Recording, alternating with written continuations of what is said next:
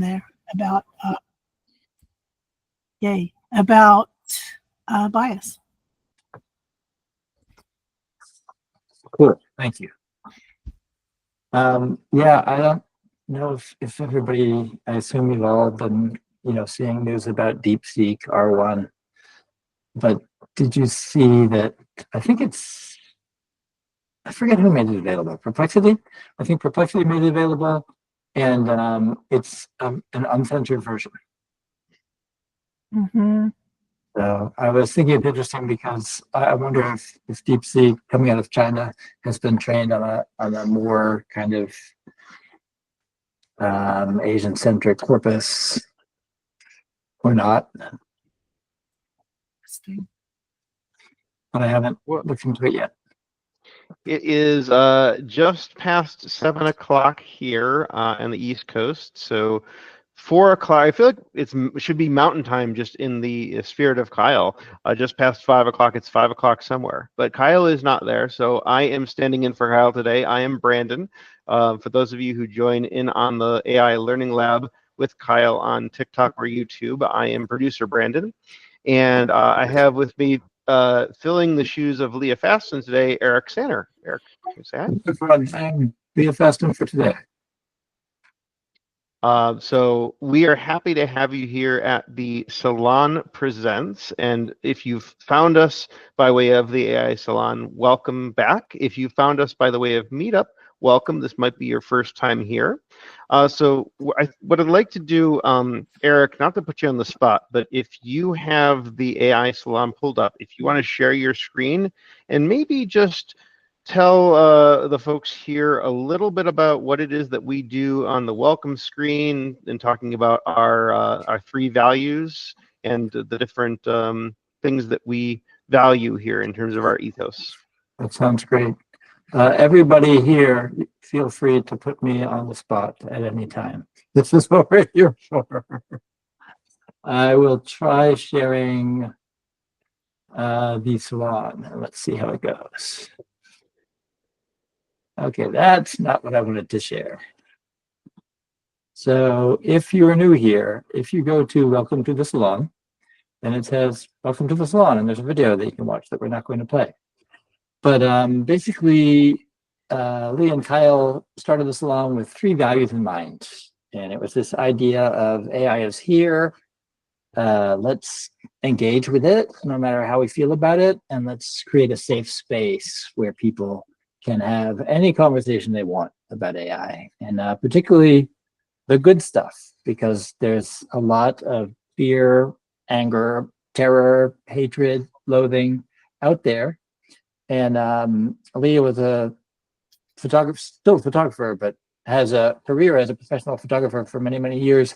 Remembered the transition from film to digital and how digital photography, like, oh, that's not real photography. And now, of course, digital photography is very much considered to be real photography. And something like that is playing out with AI. Kyle often talks about it in terms of the internet, just knowing in the 90s the internet was going to be huge, but that wasn't kind of obvious to many people. If you had a flower shop in a small town, you would think, why do I need a website, right? My customers know me, I have a phone number, they can stop by.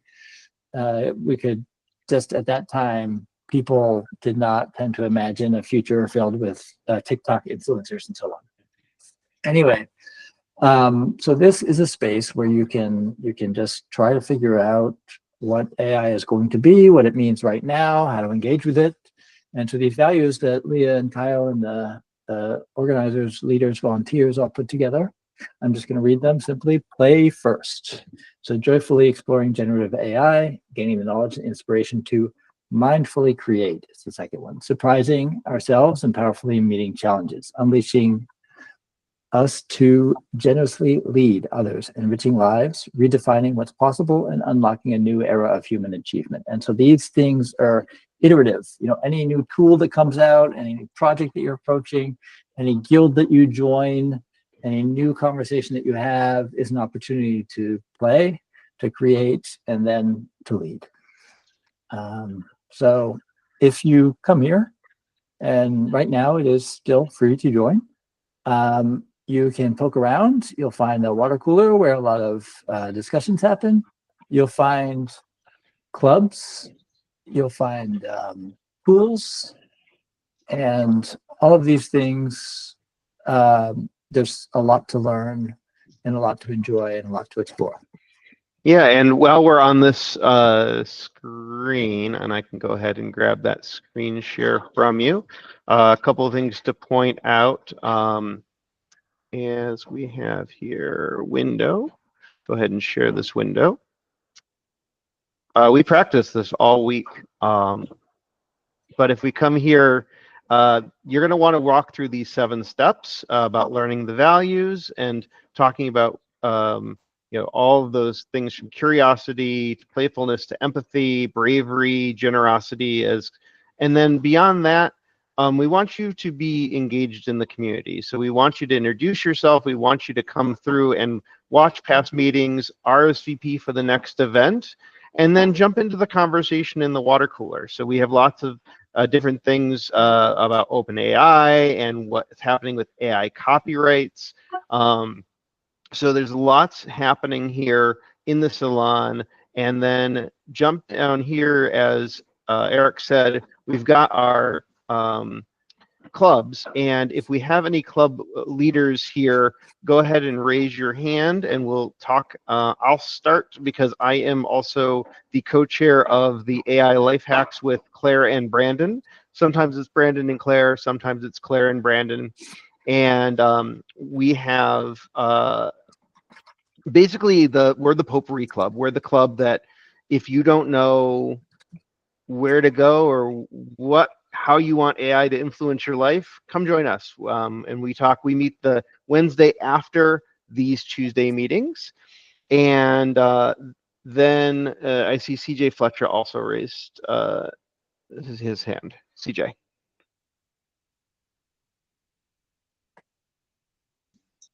Hi, everybody. Sorry, I just had to switch the camera like that so you can see my pretty face. Hello. Hi, everybody. So I am CJ. I'm one of the hosts of 2 distinct different clubs. One is the Vanguard, and the other one is called the Cultura La Cultura. Over in the Vanguard right now, we are actually really happy because we are hosting an art magazine, and I want to thank everybody who's out there who did file in their submissions. I cannot wait for you guys to see what each other has done, and I can't wait to get that magazine out for you. And over in the culture, we're having the conversations about the things that are really relatable to people of color when it comes to AI, not only through the image world, but also through the LLM world as well too. So if you have some interest, drop me a chat, send me them DMs, slide on in, folks. You know how to do it. Okay, that's me. Peace. Great, thank you so much. Do we have any other club leaders on the call today? Vicky, I know you do some stuff with the ethics group. If you want to just speak to that real quick. I'll let Joy speak to that. Is Joy still here? Yes, you are. I'll let Joy speak to that. I did the last one. Everybody. So Vicky has been working hard to get the conversation started in our ethics club. So please go on over there and give a visit. She's asking some very interesting questions that we all should be thinking about. So we also officially, Vicky and I haven't discussed it, but I think it's needed. We're going to start doing meetings not necessarily revolved around a speaker, just have a group meeting for everybody to discuss what's going on. Like I said, we haven't discussed it, but I think we should do it once a month, just meet, regardless if we have a speaker or not, because ethics is so important with AI. And I actually haven't told Vicky yet, but I do have a speaker probably coming up actually in April. But I want to book somebody for March. So if anybody has anyone that they can suggest, feel free to reach out to Vicky and I. And that's it. Thanks. I think that's the best way to host a club. Surprise! Exactly. Awesome. Do we have any other club leaders in the group today?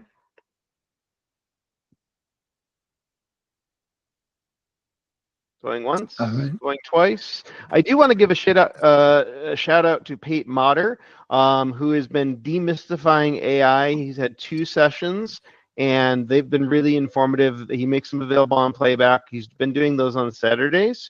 So if you have any questions about the more technical side, but aren't a technical person, which I think is most of us, Pate's doing a really good job of breaking down like the difference between LLMs and just really going deep into the weeds, but in a way that makes it available for all of us to understand. So that's a really cool thing to check out. Erik, in just a couple of minutes, I'm going to send things over to you to introduce our speaker tonight. So just a heads up on that.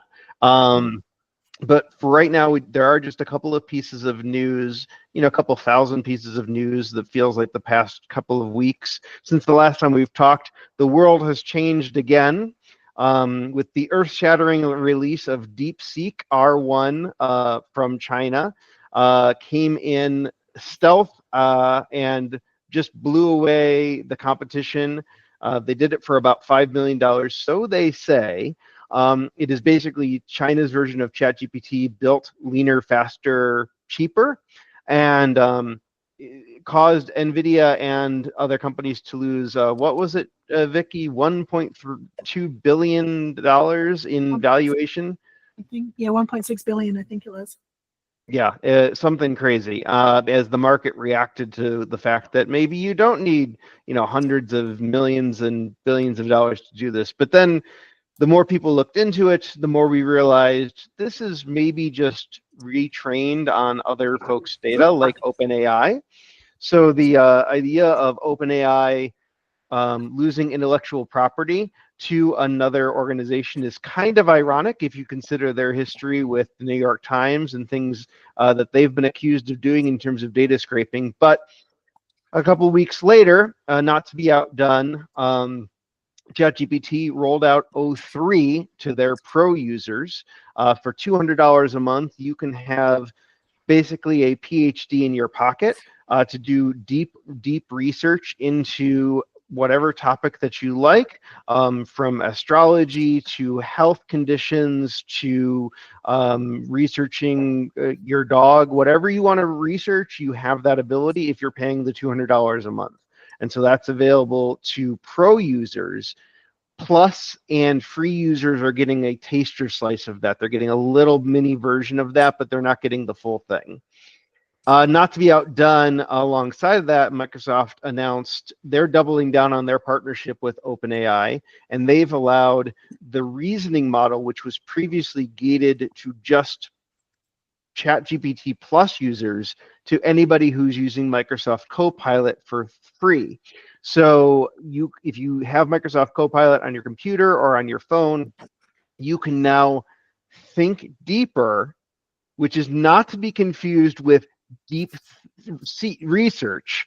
And I swear, the more they try to name these models, the more it gets confusing. But that is available for free in the Copilot app. Interestingly enough, copyright updates there. The Copyright Office has come out officially and said when it comes to generative AI, they don't need any new laws. Essentially, if a human worked on it and worked with the AI to do it, they can own that intellectual property. If you just put in a prompt and spit out some product and you didn't really put any effort into it, you don't get to keep that copyright, which I'm sure that will still be litigated to death, even though they're trying to circumvent it. As of right now, that's where we kind of stand with copyright. And the video about that is posted in the salon. And a couple of other new ones that are hot off the presses. Alibaba, the e-commerce giant, came out with a new model that is effectively competing with DeepSeek, and it's called Qwen. And you can access it and play with it for free at chat.qwenlm.ai. Or if you just kind of smash your hands into the keyboard, you might end up with something even better. You never know. But what's interesting about that model in particular is that they're letting you do video generation for free on some level. It's not fully that, you know, there's some nuance to that statement, or there's several asterisks after that, but generally speaking, they are offering multimodality generation from within one model. So that's their kind of angle. And I want to interrupt you for 1 minute, yeah. Brandon. Speaking of multimodal and just training neural networks, I'm noticing my own mind has been so trained by, you know, what is it, 2 years or something of these salons. I'm so used to typing all of my little asides in the chat. You know, Leah and Kyle had this banter going that I'm almost unable to banter into the microphone because I'm so used to doing it in the chat. So I spent the last 5 minutes typing little asides as I do on the use. And it's going to be a big switch next month. Anyway, that was my announcement. Yeah, no worries. And not to be outdone, and don't get, now, I will preface this, don't get too excited about this next one, because they've probably already working towards banning it because it's made by ByteDance, which is the same company that makes TikTok. But ByteDance announced today a research paper and a couple of really impressive demos for Omni Human 1, which is their avatar generator. And what this can do is absolutely insane. It dropped literally just before we went on, so I didn't have time to pull any screenshots or anything, but what it's doing is effectively generating full humans, and it's got lip syncing perfectly from just a photo. It's got the ability where you can have your avatar playing a guitar and even doing a TED Talk, full body frame on stage, generating an image of somebody doing a TED Talk. So when that gets released, I'm sure the US will try to ban it. But until then, you can look online at the research. And apologies for the first grade style of contrast on the text. I wanted to feature, this is Steve-O's image from the images in the salon. I wanted to feature AI generated image, and then you couldn't read anything on the slide. And so this is what you get when Kyle and Leah take the day off. I love it. I figure it was all about content over form, or function over form. So other things that you're going to want to check out, and this is from Valerie Cox, the background image. And are you ready for AI? So coming off the backs of a very successful AI Festivus, Kyle, Anne, Murphy, and Vicky are putting together a course where they're consolidating and synthesizing the best ideas. They're curating some of the best content from AI Festivus and turning it into a class. And that class is going to launch sometime in mid-February if everything stays on track and Kyle and Leah do their homework. So you can get more information on that, and the website is areyoureadyforai.com. And then the other thing I wanted to call out here is that the Webby Awards, which has been around for a couple of decades now, honoring the best and the brightest in the internet, has started a AI category for their submissions. And they've extended the deadline through this Friday. So if you or somebody you know has an AI curated work that you would like to submit for an award, the Webbies would be the place to check that out. Vicky, Eric, keep me honest here. Is there anything, I mean, I'm sure there's things that I'm forgetting, but are there anything of note that's happened in the past couple of weeks that bears repeating in this environment? It's funny that this only happens once a month, because it feels like every day there's some, as I scroll through my little feed on my phone, that it auto suggests based on however the algorithm figures that out, what to show me. I'm continually astonished, and I can't remember a month ago what didn't exist, right? To me, the reasoning models are the big thing, being able to look under the hood like that. I had never looked at the ChatGPT one, and when DeepSeek made it so available, I found it jarring to understand that that's how they think. And I also, here's a funny little aside.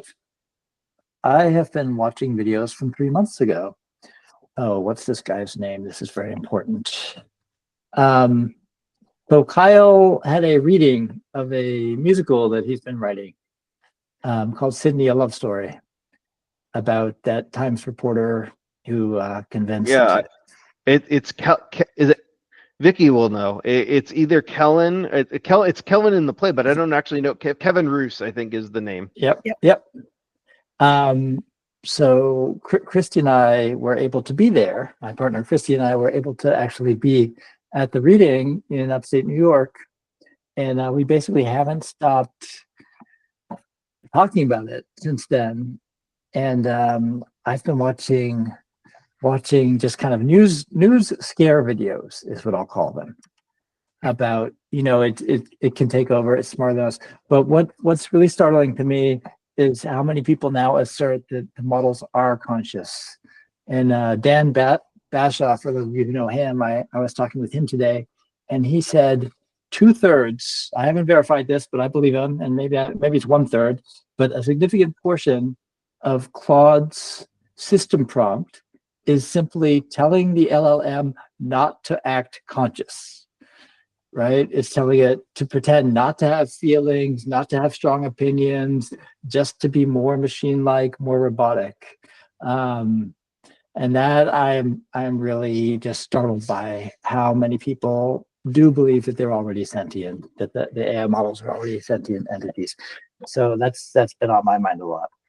But yeah, it is definitely blurring the line, and that line I think is only going to continue to get blurred.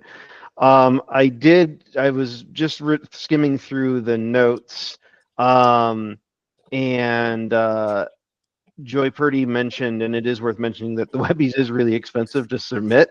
So you have to be really kind of invested in that project. That being said, it is an award that carries some honor and recognition behind it. So if you are able to win in the AI generated category, and that is something that it is something that you can kind of hang your hat on. It's kind of the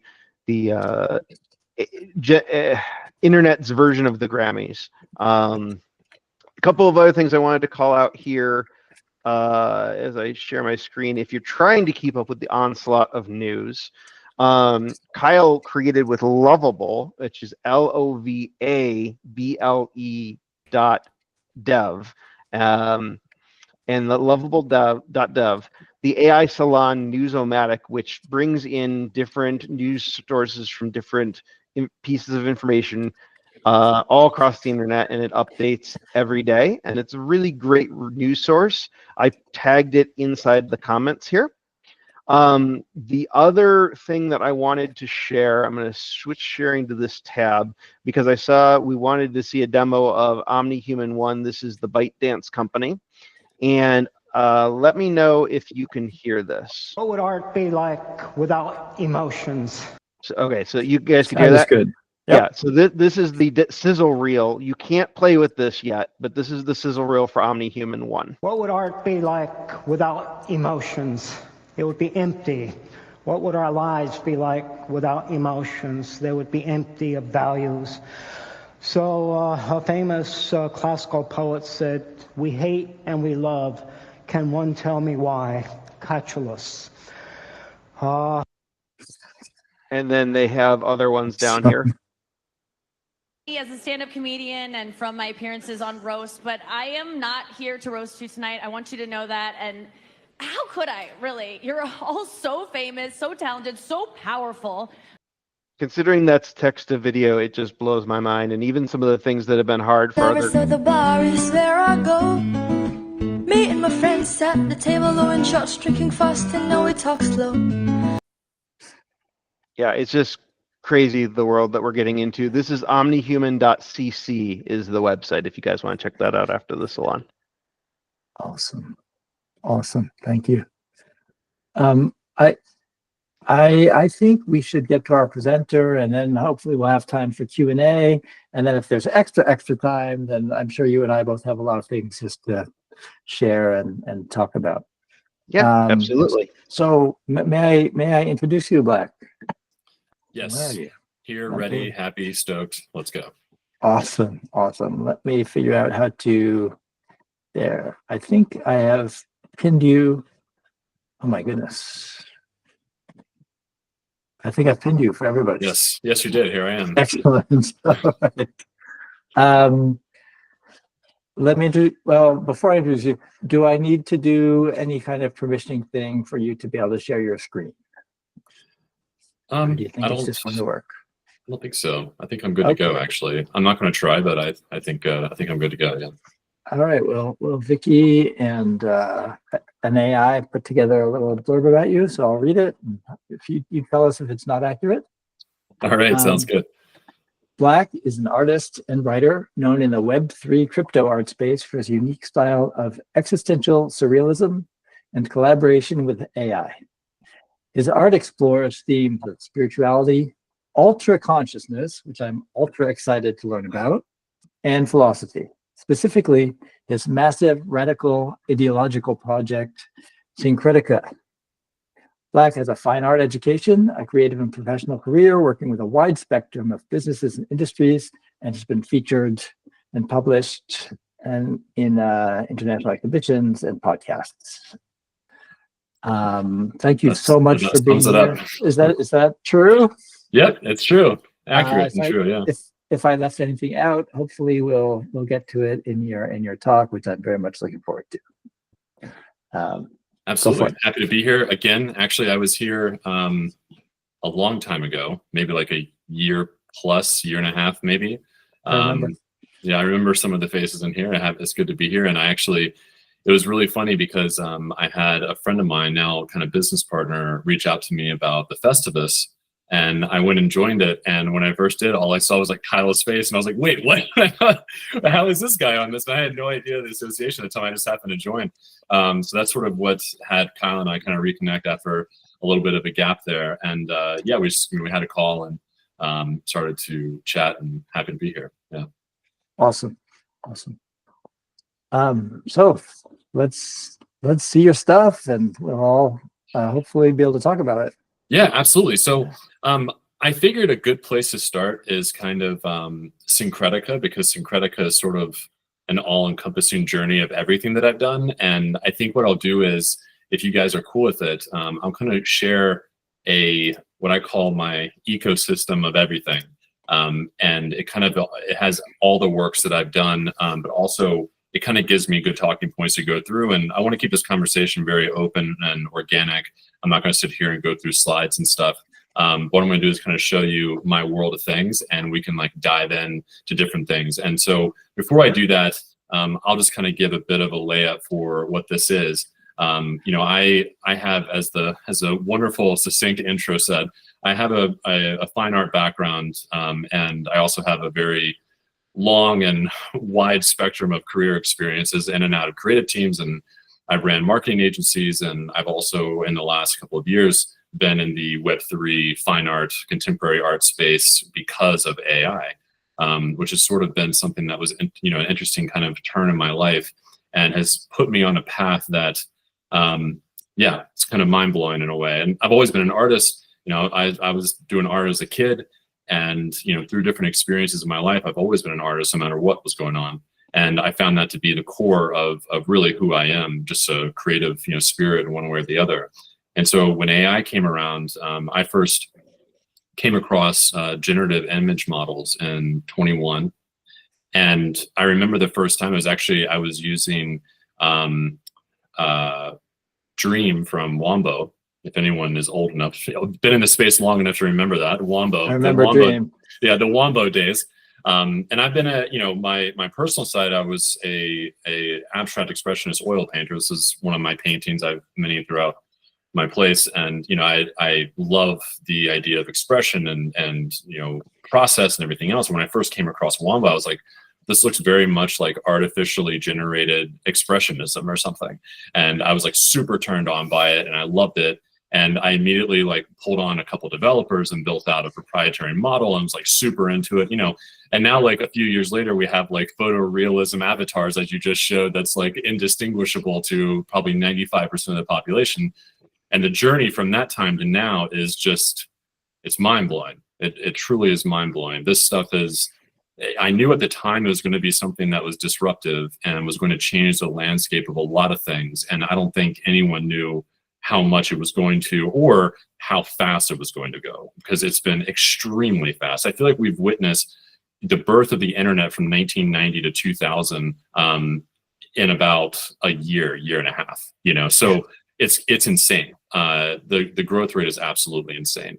And so I entered into, you know, I didn't know that a lot of people were using these tools, and I ended up finding a community on what was Twitter at the time, who were, and I got into the kind of contemporary art scene of Web3 utilizing AI. And I think I opened my Twitter account in May of 22, and I'm just shy of about 50,000 followers as of now. I've been on shows, I've been internationally exhibited in places I would never have thought was ever even going to be possible. I've even been on a Mercedes-Benz podcast talking about AI and expression, artistic expression, and it being a new renaissance, and a lot of things in between. And so a lot of the work that I began creating at that time sort of led into where I'm at now, and I began kind of creating a framework for what it is that I do and the stories that I tell and the narratives that I like to put out into the world. And so that is called Syncretica. And so hopefully my screen is sharing. There it goes. Yep. And so this is an all-encompassing sort of map. I'm not going to go through everything. We can kind of touch base on whatever, and I'll zoom in or whatever you want.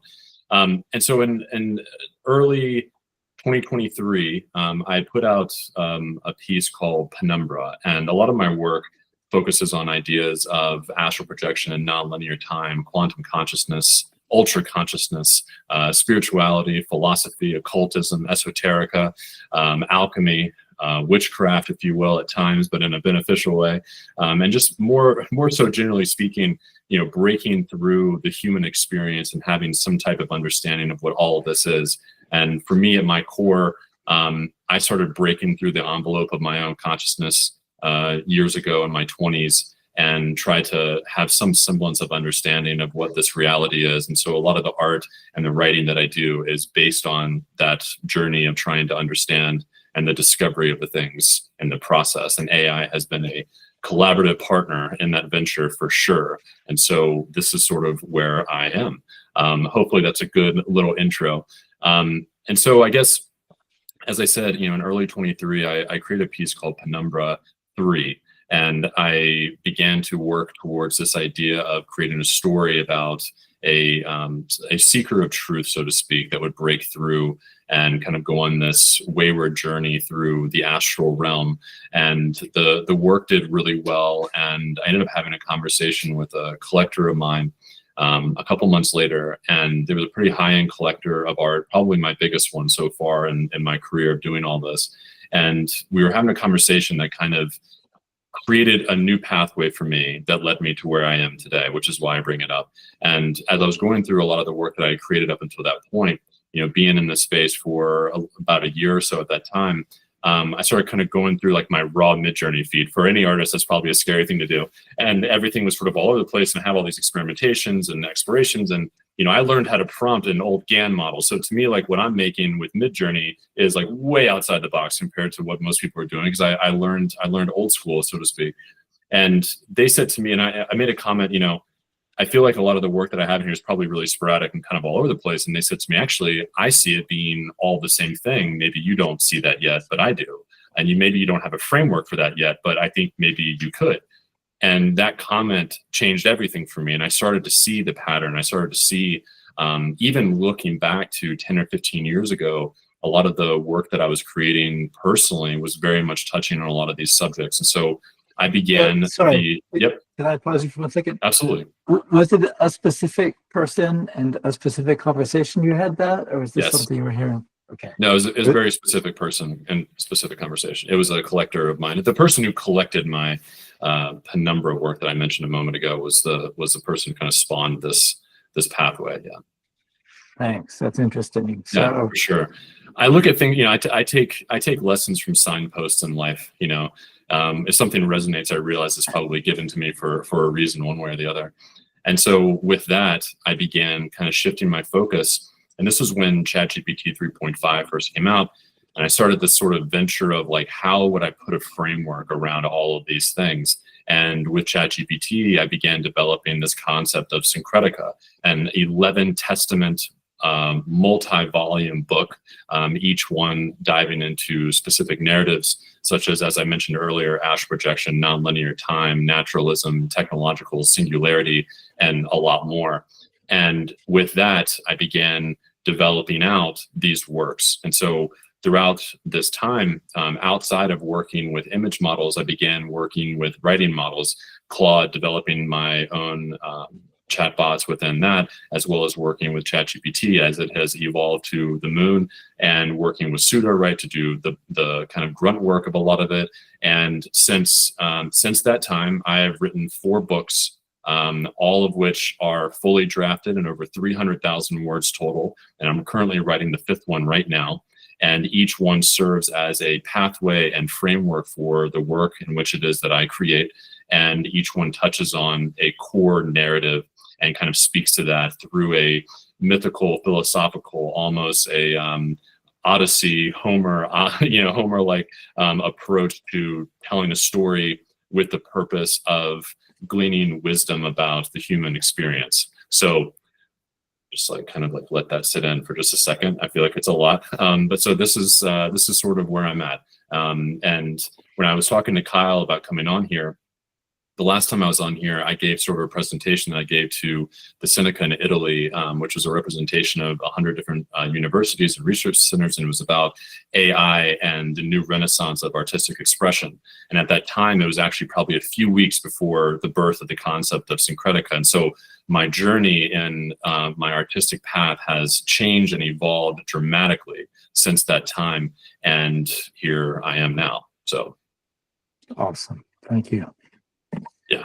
So I'm happy to maybe have a more conversational dialogue, and we can kind of run through things, and maybe you can kind of help me along. I don't want to give a whole presentation or something. I want to have more of a conversation about it. So, well, I've got questions for sure. You mentioned kind of 4 or 5 books. I'm going to go out on a limb and just guess. You've got some color coding. I can't read the text on this. It's a little small. But does the color coding correspond to these belong to this book and this idea? Yes. So let's jump in, shall we? The core concept is syncretica, as I mentioned. And so the testaments so far that I've written are yellow. I have collections that I've put out that are a representation of experiences or teachings that are within the testaments of syncretica, which are on the right. And these are collections that I've put out over time. Some have, done really well, and I've even been featured, for example, with Remembering Tomorrow, I became a curated artist on Sedition, which is a pretty old school, pretty high end art marketplace representing artists such as Rafik and others who have done extremely well in their career. And I was really honored to do that. And so these things have kind of taken me on a journey. And on the left side are sort of break off alt experiences, alt worlds of syncretica. But the main core of it is the testaments that I've written so far: Penumbra, Vicium, Oros, Prisms, and the one that I'm currently creating, Genesis. Thank you. Absolutely. And I think, a lot of this stuff, the journey of kind of learning as you go has been an incredible one. And I think with AI, what I find to be so insightful about it and kind of future looking is this idea, everything we've experienced over the last couple of years and how fast things have evolved. I've begun to create with the future in mind rather than working with the confines of the tools at the moment, and begin kind of looking ahead as, there are things that I know that I want to do that may not be easy to do, or borderline not possible to do yet, but I know it will be, and probably will be much faster than I would think it would be. And so I've been kind of future creating in a way, and knowing that it will come to a place where I can do a lot of the things that I want to do, such as editing 300,000 words of text in a single job, some things like that. And it's just interesting to kind of think ahead with these tools and kind of planning ahead in that way. And so that's one thing as far as applications to other use cases. That's definitely a mindset that I've cultivated here, especially in the last 6 or 8 months, and really kind of thinking ahead as things are being created. Awesome. Do you have any more examples that you want to share about things that you're thinking of that aren't possible yet, that you imagine will be perhaps sooner than you think? Maybe yeah, I think one thing that would be no one reads anything, so I don't expect a full consumption of these things. That's not really their point. And they're more so, especially the Testament specifically, they're much more so created in a way where, if it was printed and sitting on your shelf, you could pull it off the shelf, open to a page, and read a verse from one of the chapters of one of the Testaments, and it has a piece of wisdom in it for you for that moment. It's all of it's written in that way. And so something that I've long kind of thought about is creating large language models based off of and maybe curated to the specific narrations and characters within each one of these testaments to be able to have higher accessibility for people to kind of have conversations with these things. And this is stuff that's possible right now if you really wanted it to be. But I think really it's a matter of like, when you're writing so much and putting so much into something, not even considering the collections of art and everything else that I've created, just with the books themselves, it's hard to keep canon. It's hard to keep congruency. I find one of the major challenges with LLMs in general is obviously the memory. And so there's things like that where after a long volume, large period of time, you end up kind of like having gaps or repetition or these things you don't quite want. And I think that editing is probably the biggest example, which I know I just mentioned, but I think it goes down to a lot of things. It's not just, it's different than your typical kind of editing for a book or a novel. It's much, because that's more about, grammar and spelling.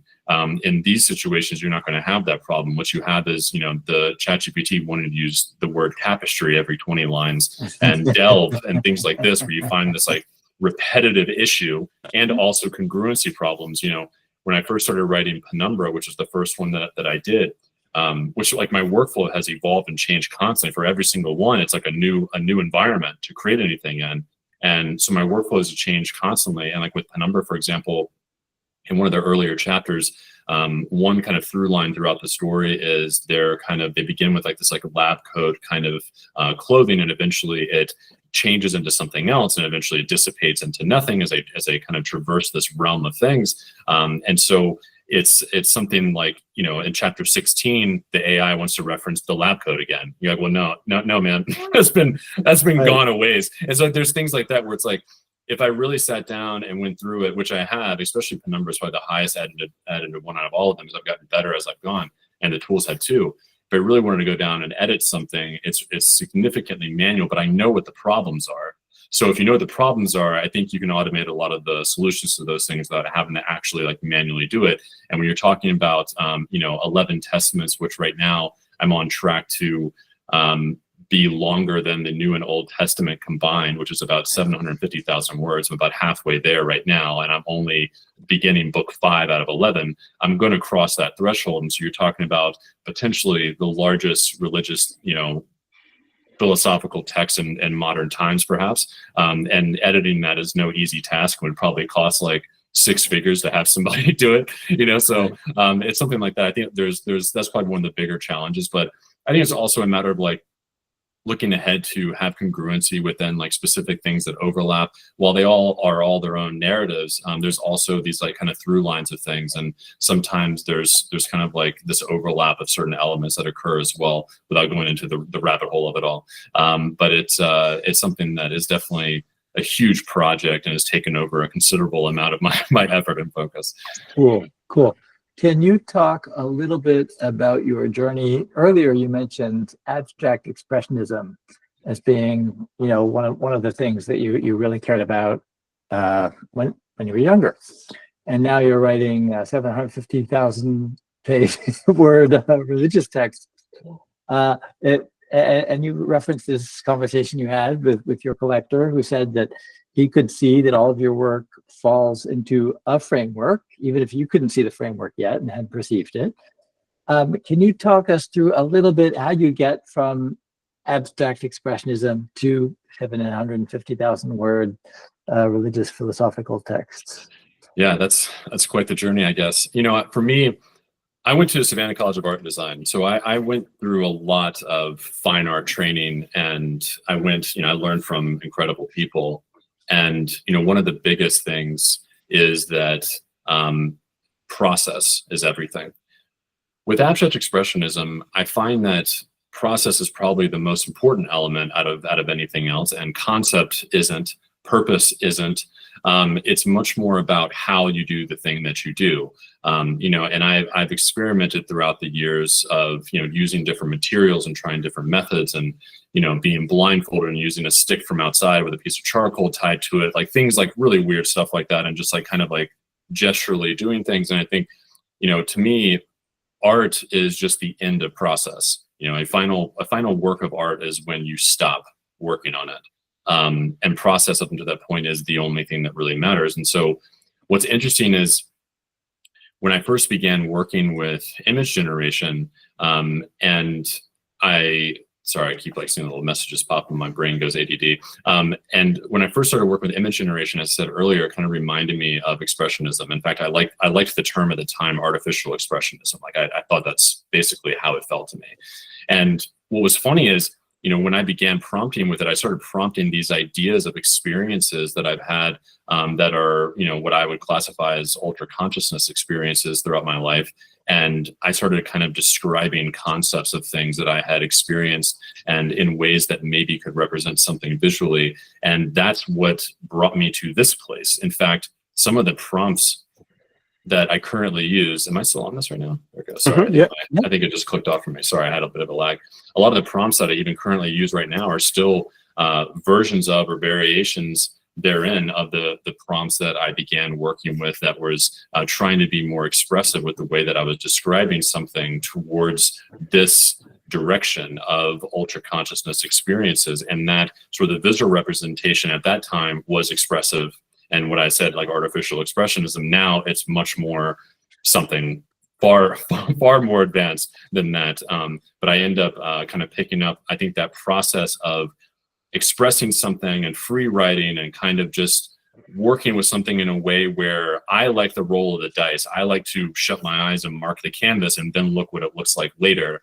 And I think and I think this is the case now and has been the case since a lot of the other tools like Midjourney and Stable and stuff kind of came up, is like the more you try to have control over something, the kind of like more rigid it becomes in a way. And so to me, like I very much so think about it as an expressive process. And so the process to me is actually quite similar. It's just not with a brush, and it's with, you know, typing in words and using, you know, materials and things.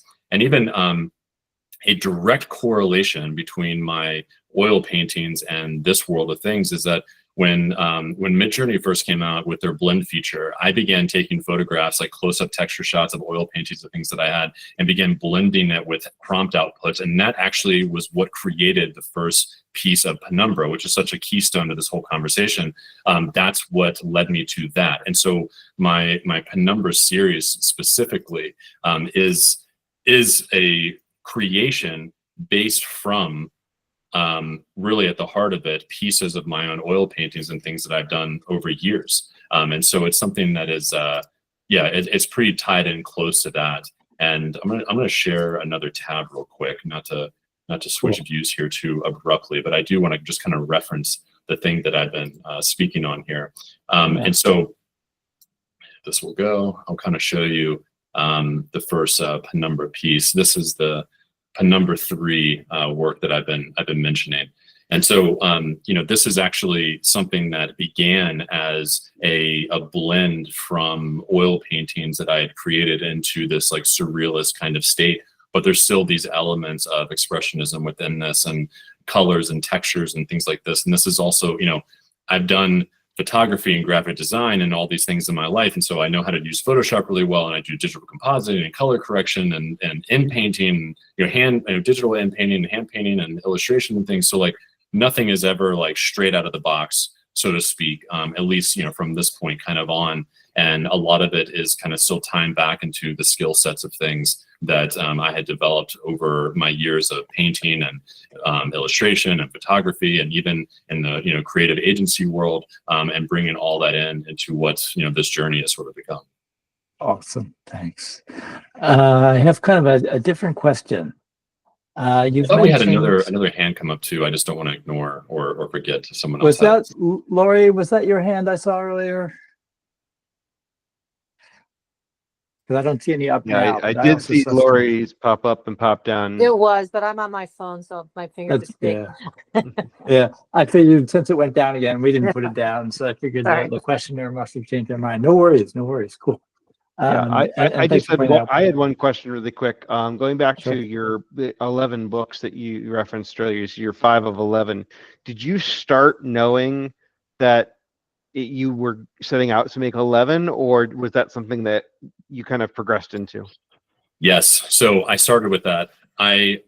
It's interesting. So I've come up with this sort of term, and it's probably, it's just something I came up with, but I think about it as like a number line process where you have like 1, 2, 3, 4, and then you go 1.1, 1.2, 1.3, 1.4, and then you fill in 1.11, 1.12, and so a lot of that is sort of that's how I look at it. And so I started with the simple number line, if you will. I started with the idea of 11, and each one, I knew what each one was going to be in terms of its overall kind of narrative, if you will. And so I'm gonna try to bring something else up here too. But yes, I did start with 11, and for the most part, each one has the kind of baked in concept of what it's going to be, and then I basically take that idea when I go to start on a new one, and I create a full outline of what that's going to be,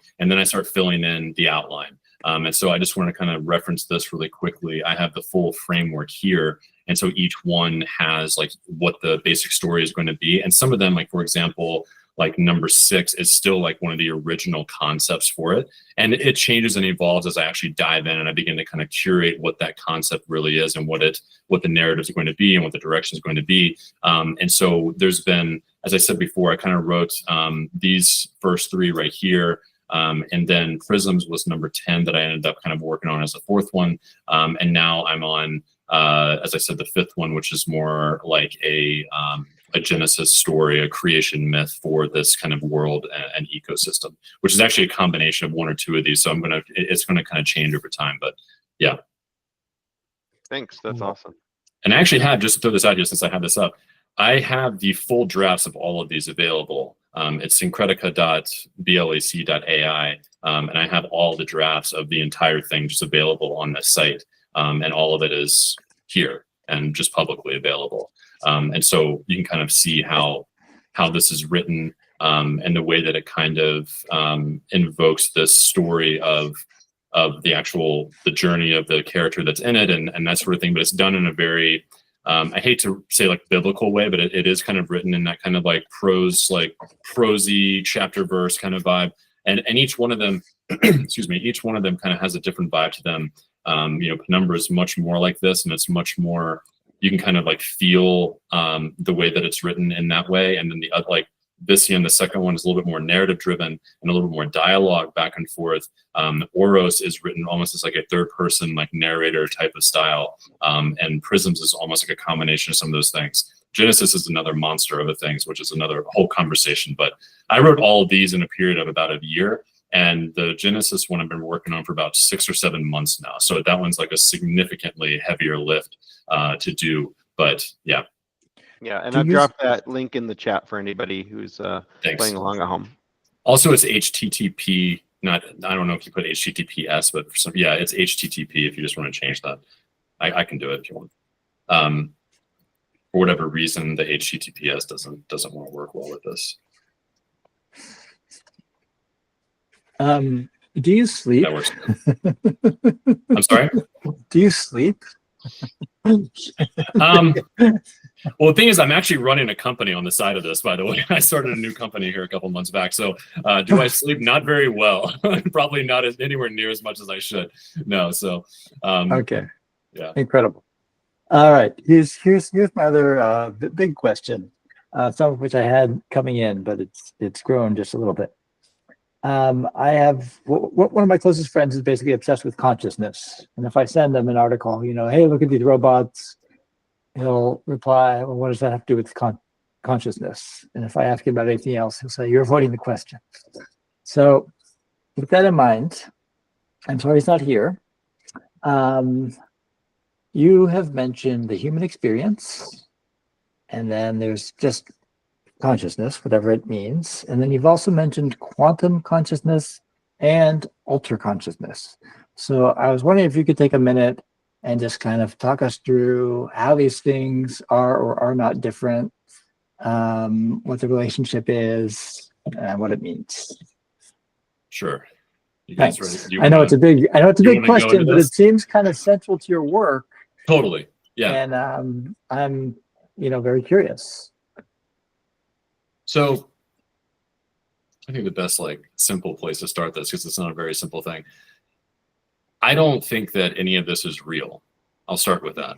Perfect. None of this human experience that we think we are experiencing is real in the sense we believe it to be. I'll kind of frame it like that. Mhm. And what that means is we are effectively blind to what it is that's happening around us all the time. These different dimensions of things that are happening around us all the time. The other side of the veil of what's here that's happening all the time. And we are effectively blind to it. And so to me, being conscious is what everyone is. Ultra consciousness is tapping into that and experiencing some level of it, which for better or for worse, I have. And I've tapped into that and broken it wide open. As I said, for better or for worse, could be a blessing or a curse, depending on what you're talking about, I guess. And so, to me, it's a matter of trying to lock back into this body and this time and this space and this system of things that we are in within the world of everything around us in modern age. It's very difficult to do when you are tapped, when you have seen other things. It's like you can't really put the cat of the consciousness back in the bag, if you will, if I can coin a phrase. And so to me, I like to refer to my work as existential surrealism, because a lot of people who work with sort of enlightenment art, if you will, a lot of it's very bright and cheerful and kind of glorifies the idea. And to me, there's a much more real side of it that is not sort of flowers and rainbows, and it's much more, there's kind of an existential crisis that goes into it if you really do tap into something and you see something else. And so for me, it's a matter of trying to describe some of the things that I've experienced in figurative and surrealistic ways, if you will, and try to get something that, it's difficult to articulate different experiences. I'll often equate it to, if you have a really crazy dream and you tell someone about it, and they're like, yeah, that's cool, but they don't really understand what the dream was because you experienced it and they did not. And so to you, it was your truth. It's like your experience, a non-waking life experience, if you will. And it's difficult to articulate these things in a way that allows other people to have any semblance of understanding of what it is that you actually experience. And so for me, my art tends to allow me to have an outlet for that and tap into a figurative representation of ideas and experiences that I've had over the years. And so I kind of coined the idea of it being ultra consciousness. And the third one, you asked about quantum consciousness, that is a nonlinear time experience of reality through multiple dimensional layers of existence. And it's something that, some humans have achieved that, I believe, through different types of long-term 20, 30 years of transcendentalism or things like this. And they have the ability to tap into that nonlinear layer of things. And so hopefully that gives a little bit of a input in what you asked me without going too far down the rabbit hole. Thank you. That's awesome. Well, first I want to ask if anybody has any other questions. And second, I was wondering if, let's go to Waleed, please. You're muted.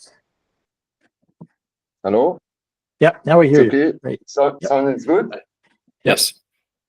I'm very very glad to hear from you this images, and I don't know, it's incredible things you have done here, my friend BLAC, right? Yes, thank you. It's amazing. It's amazing. It's amazing. It's amazing. Because I don't know, you are the one here to make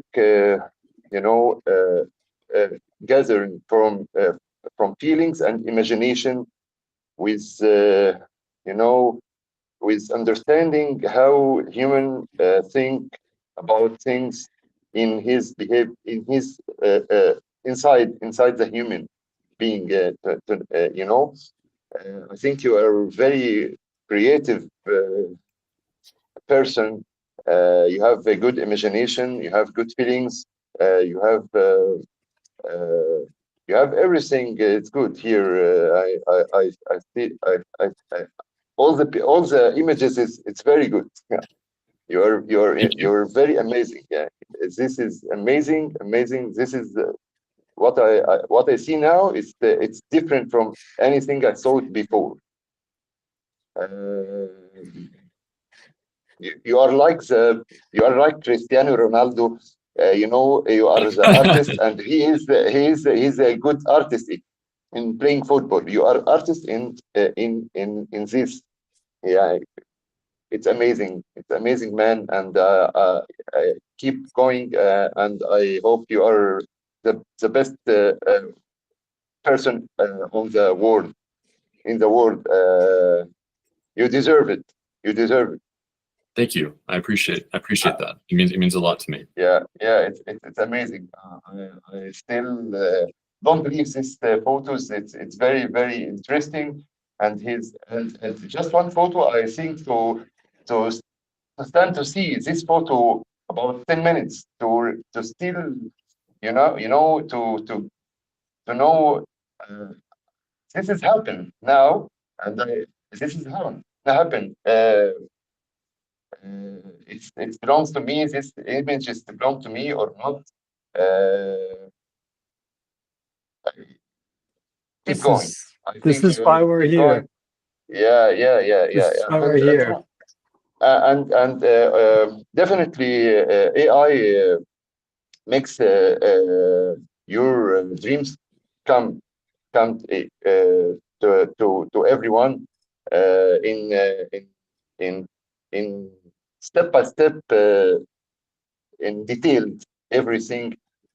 Just when I saw an artist in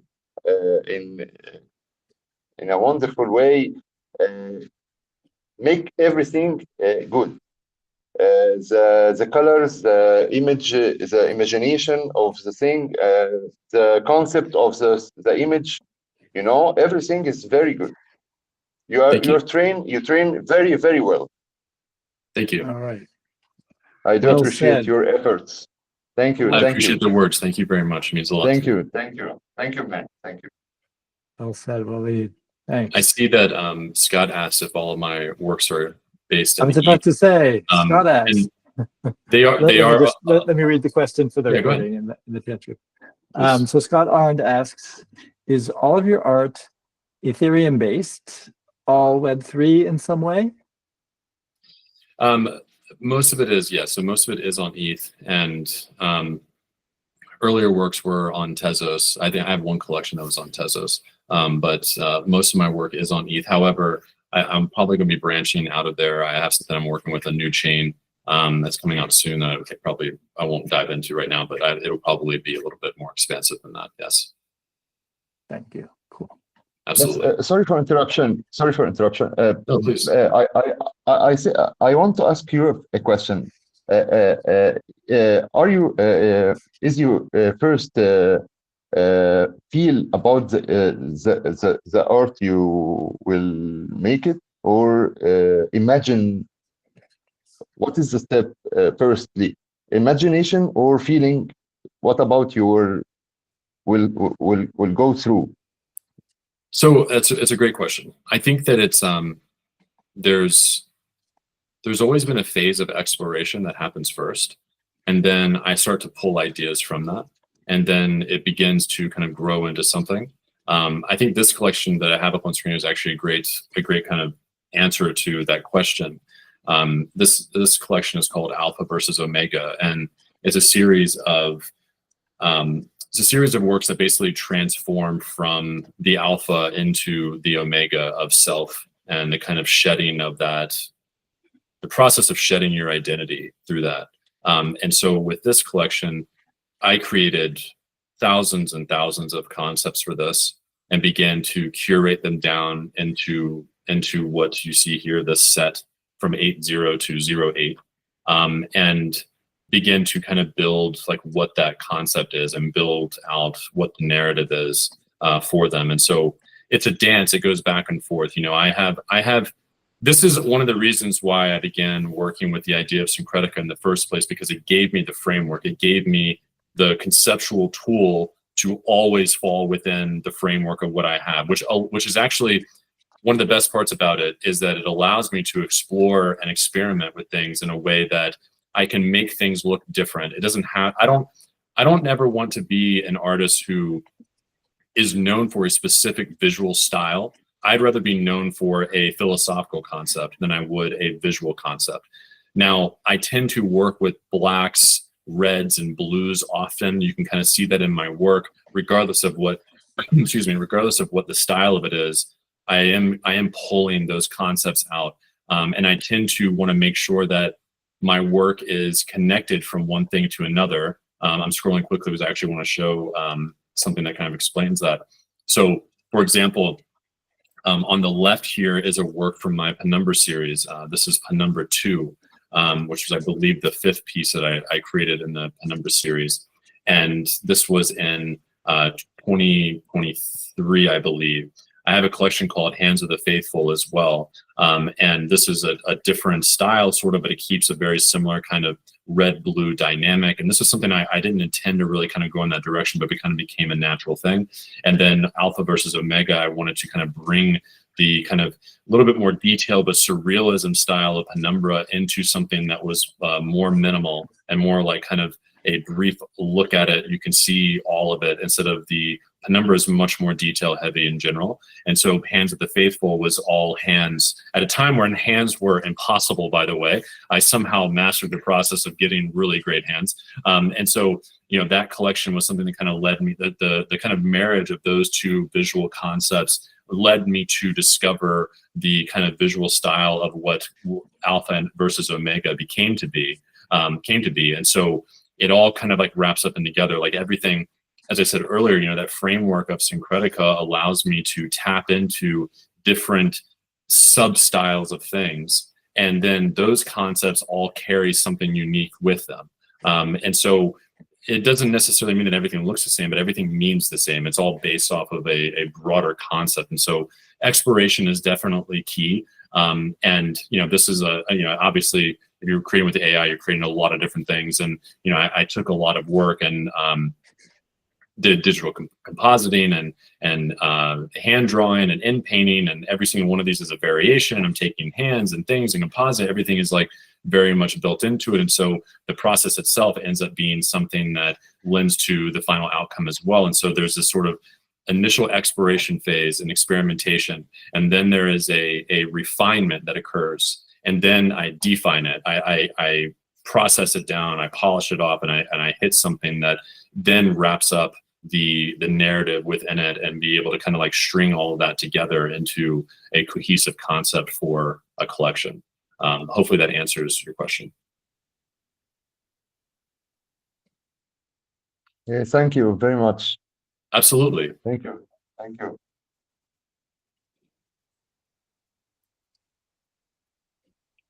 Just want to kind of throw up Hands of the Faithful since I mentioned that. But so, you know, these are, again, it's a matter of like, some of these collections for me, like they don't, you know, they're not, you know, chapter and verse, so to speak, of Syncretica, but it represents ideas within that, you know, and so it's something that, again, it doesn't lock me in, but it allows me to stay on course, so to speak. And so it's not super confining, but it allows me to have the ability to play with inside that sandbox, if you will. Cool. And this was made in, I don't want to get my dates wrong here. This was in December of 2023.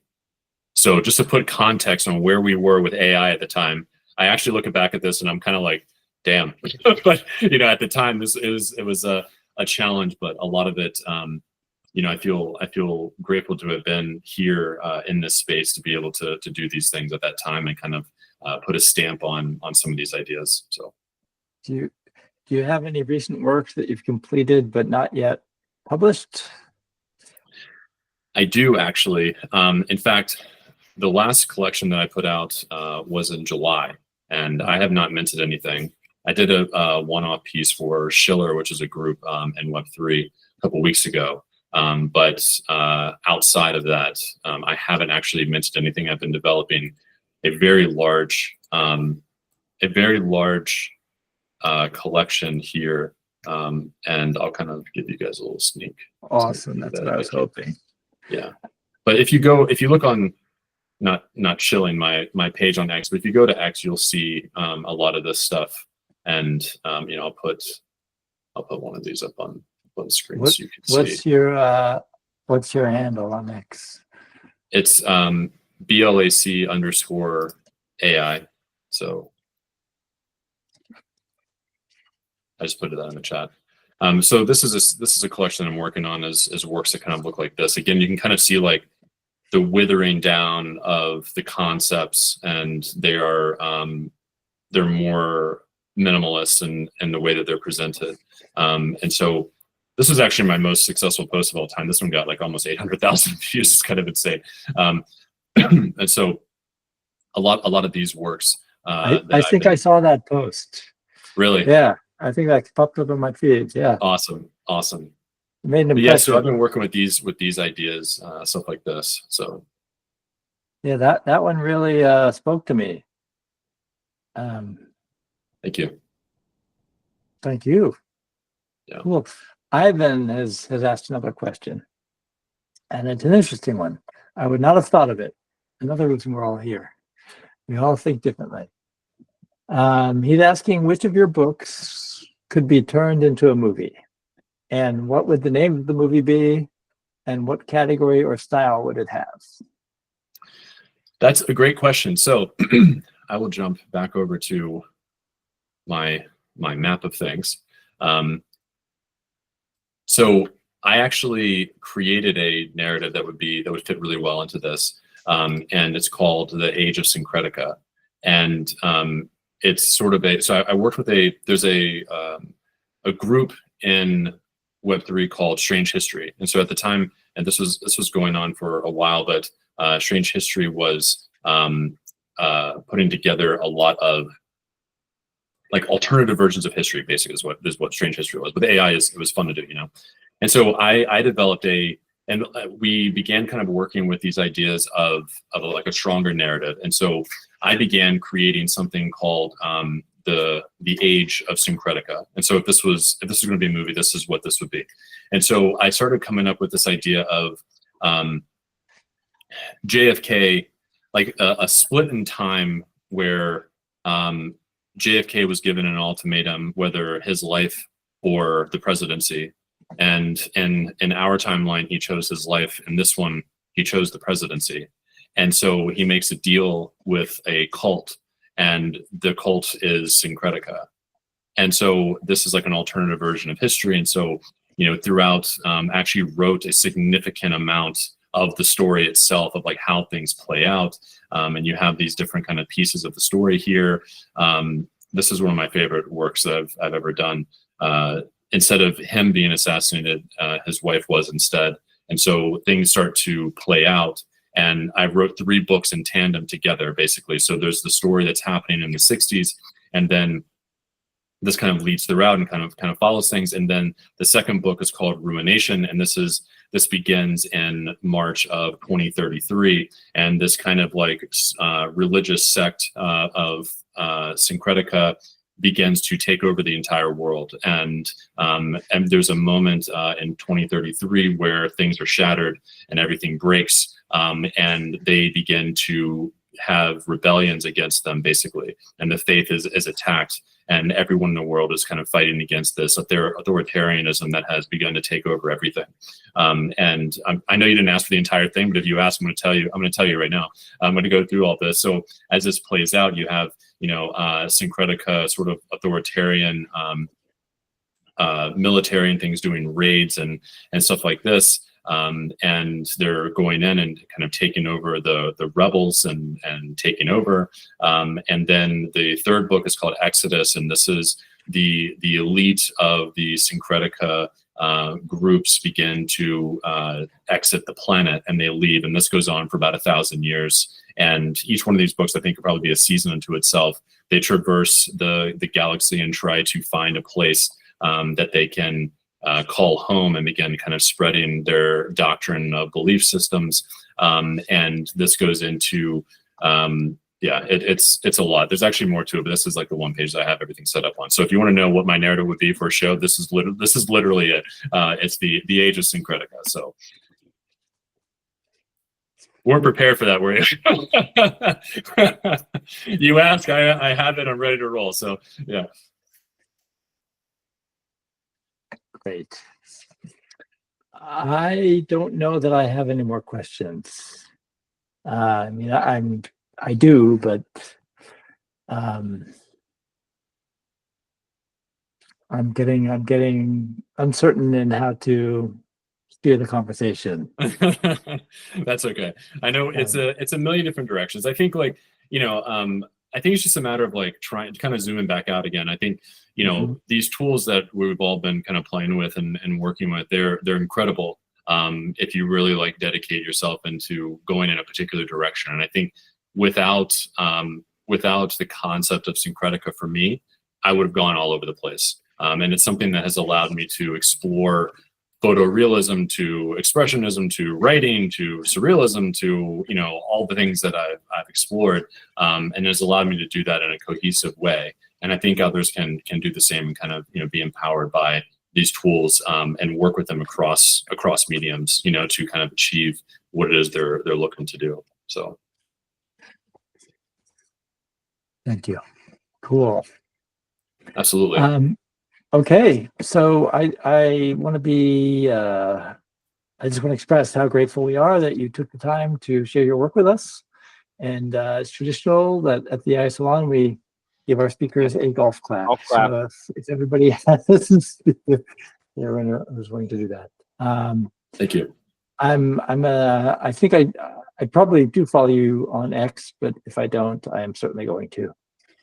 And I look forward to just seeing what you do next. I can't wait for BLAC to come back next year and see the evolution from like the third genesis of your work and your creations.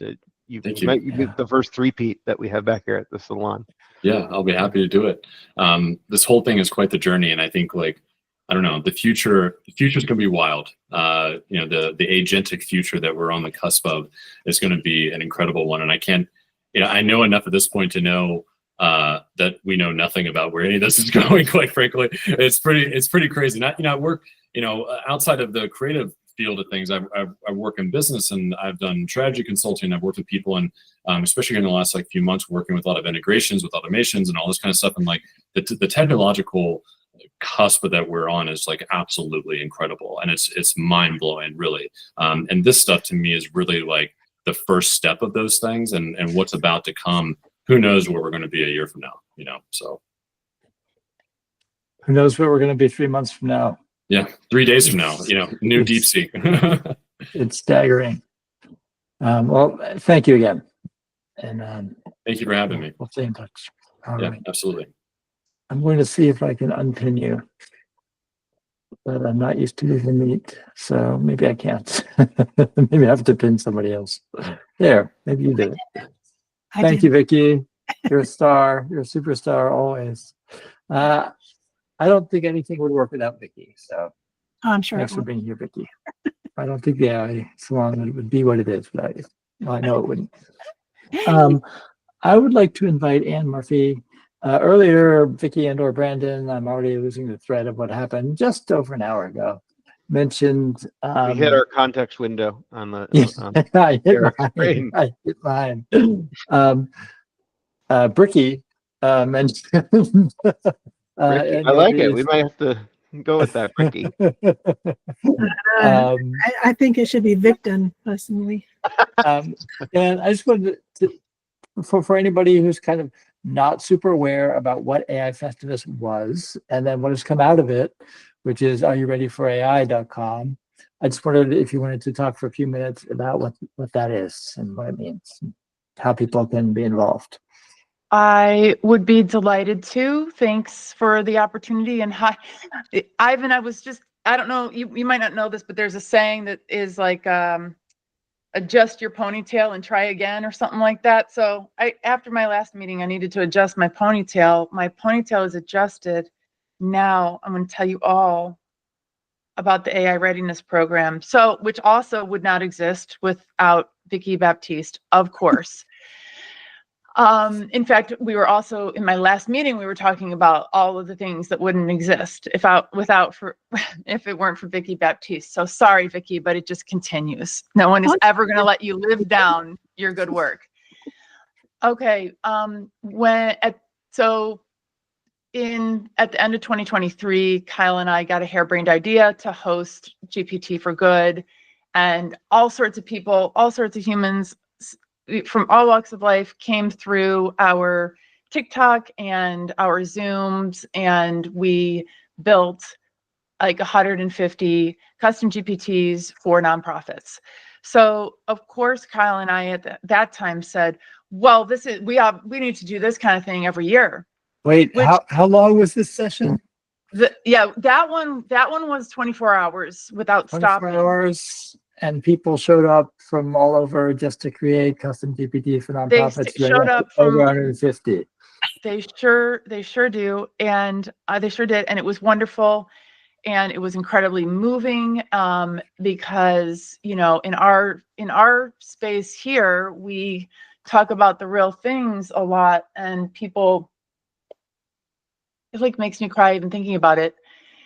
We asked people to write when they filled in their form about the GPT they made. We asked them to explain why they chose to work on that one. And the stories, I mean, these are the stories for the ages of like, what is the whole point of this moment in our history, and what it's the changes that we're all going through along the way, and some of the profound opportunities that are being sent to us, like communing with people from all over the world, making GPTs for good, and being able to share, the inspiration for it, whether it was something really positive or something traumatic or something you heard about or something you wanted to change. So it was really beautiful. And when we were still like rubbing the sleep out of our eyes in 2023, we decided at that moment, oh, let's make this an annual thing. So Kyle and I promptly waited until December 11th to even mention it to each other that we should have this between the holidays. We mentioned it to each other, both did absolutely nothing. And then, because I had an event on the 12th that was like my big thing. And then we started working on it to host this event on December 27th and 28th. And I'm sharing this story because the story potentially, it just like has these moments where I want everybody to see how like even ham-handed Anne and Kyle can make something beautiful happen with the right group of people around us. And so AI Festivus came to be, and we decided we would just host some sessions where people could learn from each other about AI stuff. Well, one thing led to another, and we ended up with 34 brilliant speakers and 23 amazing sessions. 3,200 people registered. We were planning for 300. We had to call Zoom. We had to call ConvertKit. We had to, do all the things that you have to do before your technology breaks when you're hosting all these brand new friends. So we had 3,200 people RSVP for AI Festivus, which, of course, as event organizers, we're like, hardy har, no one ever shows up, right? They're just signing up because somebody, whatever, they did it in a fugue state. They signed up for our thing, because why would anyone come to our party? And then they started showing up, and 2,400 of them from 87 different countries showed up, and we had an average of 546 people in all these workshops over the course of 2 days. 23 workshops. And at the end of it, we immediately, just like the year before, said, let's make this a regular thing. And then we started getting like, hey, can I get a certification? Is there any way that I could get something to show my boss that I attended this? Like those kind of questions. Mhm. And so we decided we would make it, why not? Well, of course, Sure. we just said, yes, we'll make a certification program. Turns out that like certification means something that is hard to get. But what we can do is we can have an AI readiness training program, and we can provide a certificate of completion at the end of it. And so working with Vicky and Kate Rivera, who supports our efforts in She Leads AI and in my fundraising company too, we started figuring out how do we take all of that juicy, delicious content that everybody loved so much and transmogrify it into a training program on a learning management system that allows us to have quizzes and, you know, have a beginning, middle, and an end. And so, you know, beep, bop, boop, a few weeks later, Vicky Baptiste has a training program in a learning management system, and we're going to be able to start accepting registrants into that relatively soon. In the least surprising turn of events of all time, the delay is because of me and Kyle. All we have to do, all we have to do is like a little bit of homework. And we just, you know, Kyle's being off being Kyle, I'm off being Ann. So we're going to come together pretty soon. We're going to just like put some little, you know, niceties around it, some intros and whatnot. And then we will have, for everybody's enjoyment, I'm going to share with you what we will have. And we'll share some new information today as well. So here is our landing page, which is actually a website that maybe Vicky can drop into the chat. Are you ready for AI.com? It's Brandon. there. Brandon did it. Perfect. Good job. Of course you did. Of course you did. I'll address your question in a second, Ivan. So I have news today. So you should sign up for, if you haven't already signed up with your interest over here, do so, because then you can receive updates like my and Kyle's confessional about why we haven't done our homework yet. I'm sorry, you guys, my Slack is going insane. I can't make it stop right now. I don't know how to make it stop. It's just going to keep going. We can't hear it. We Okay, don't hear good. it. Okay, perfect. I can tell you that we now have pricing. I can tell you that I believe that it is $297. I'm just waiting for if Vicky is telling me I'm correct or not. That's right. Okay, so it's $297. We have a letter that we're sharing with people that folks can use to send to their boss to say, hey, you should pay for me to get this certificate. And we'll probably add on some other, you know, like little goodies along the way to make it especially worthwhile to invest that money. And we just like to over deliver. And then you'll have a certificate that you can share with the world saying, you know, not only do you have the expertise, but you also are the kind of person who hangs around with dope communities like the AI Salon and She Leads AI. And for those of you who don't know what She Leads AI is, which I wouldn't blame you because we're pretty new, our mission is to unite accomplished women to advance AI for global prosperity. So being able to say like, hey, I did this thing. I know these speakers. I know these people, these humans, they're real. I'm real. We're all about like, you know, putting goodness into the world. And we're not abject enthusiasts. We have critical thinking caps, right? So much so that we have a whole program here on AI readiness. And that will go live in the relatively near future. And we hope that people will encourage their friends to attend and encourage their organizations to, you know, buy some kind of a package with us, and we can share this with all your peeps. And we're really excited to have that out in the world. I'll take other Q&As if interested, but to Ivan, can we offer it in Spanish? Yes, everything is in Spanish. Everything is in every language now. So yes, it can be. I mean, we won't do that for people, but everything can be run through AI and put into whatever language of the world. And hopefully that answers that. All right. Thank you so much. And if you It'll have be questions, worth the wait. it's going to be really good. It's going to be unbelievably good if you compare it to anything else on the market. And Our I will speakers tell are you, incredible.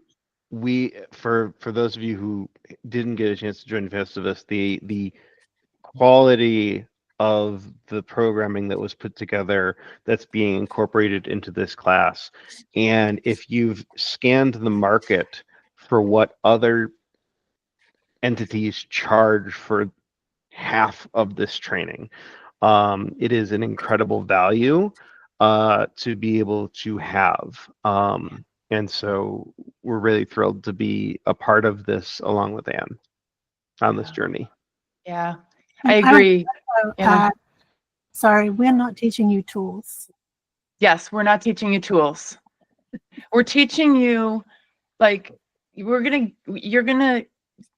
teaching you basically the intuition you need so that in the future, when whatever whiz-bang tool comes down the pike, you know how to evaluate it for yourself.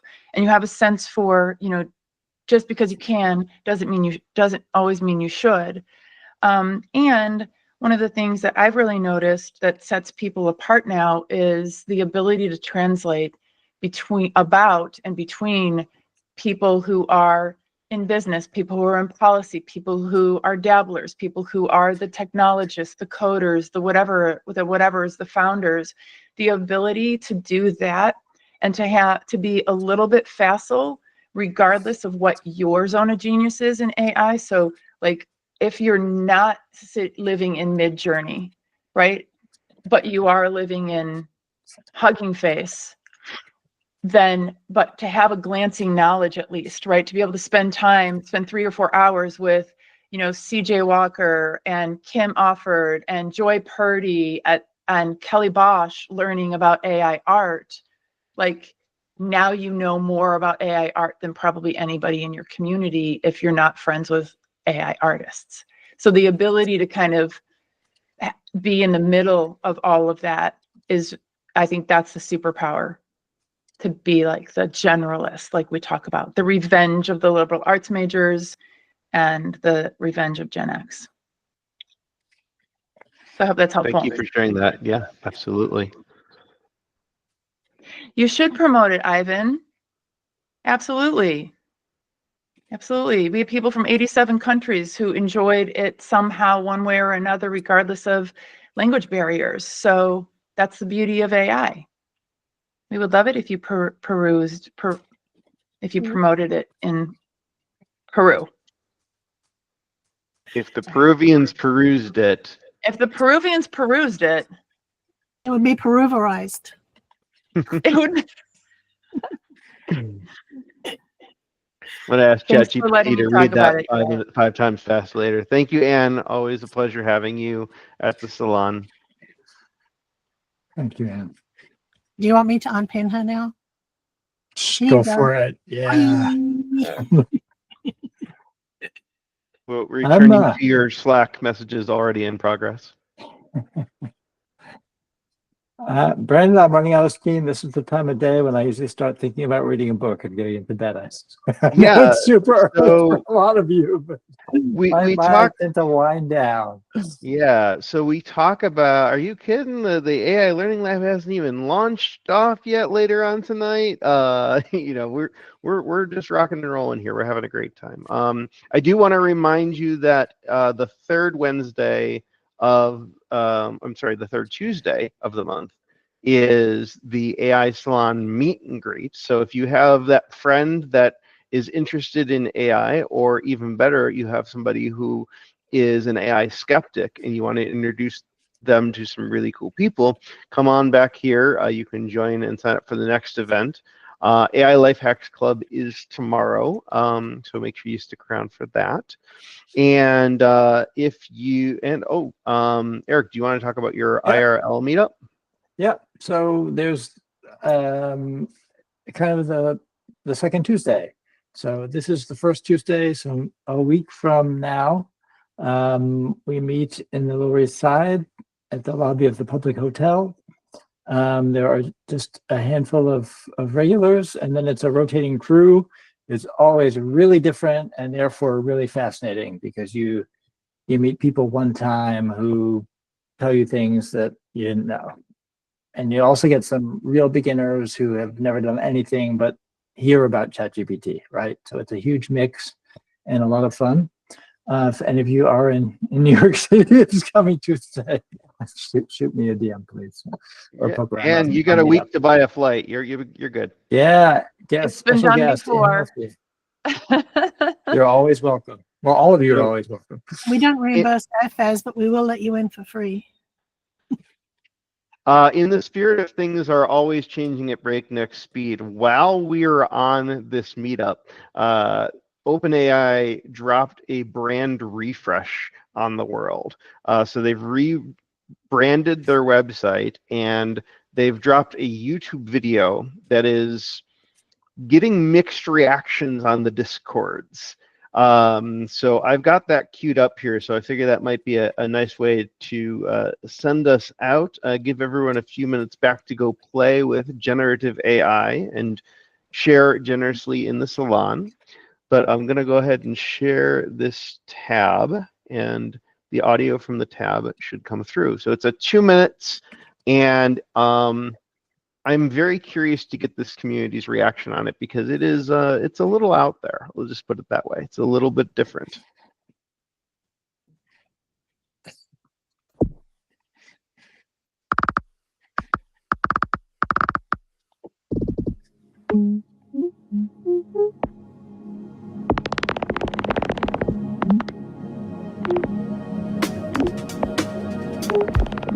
I'm getting ASMR tingles from this.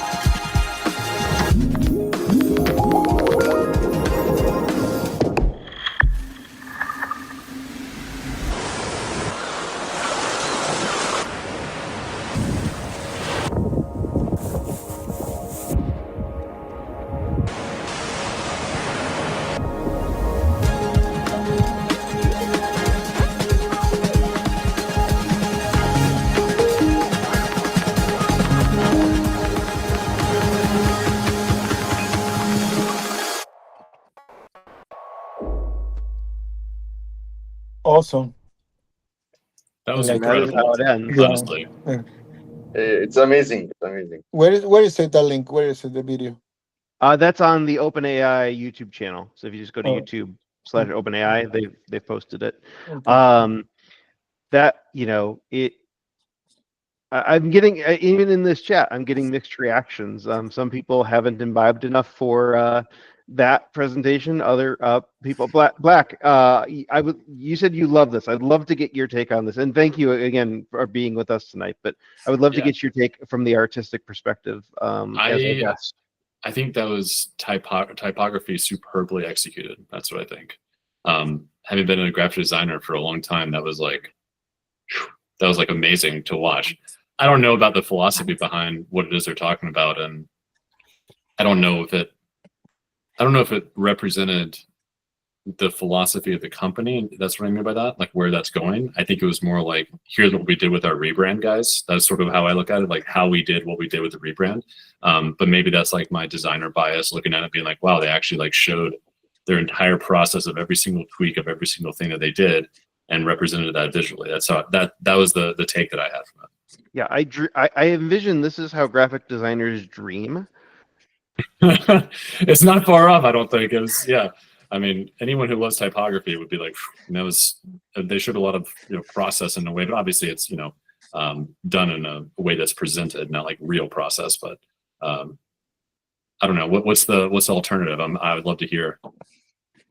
Yeah, and I guess I'm coming from the Android and Google ecosystem. I'm so used to their marketing messaging being so polished and so on point and so expositional that when you get something that's more ethereal and meta, it for the person who just says, what are you doing to ChatGPT today, or what are you doing with LLMs today, this like goes I've got right. I would agree with that. AI first. Yeah, I would definitely agree with that. I don't think it's like it seemed more like a rebrand video than it was a here's what we're doing as a company kind of video. But yes, and the title of the video is just refreshed, period. And that period feels very intentional. No description on the video, though. It speaks for itself. So name things from real people's brains.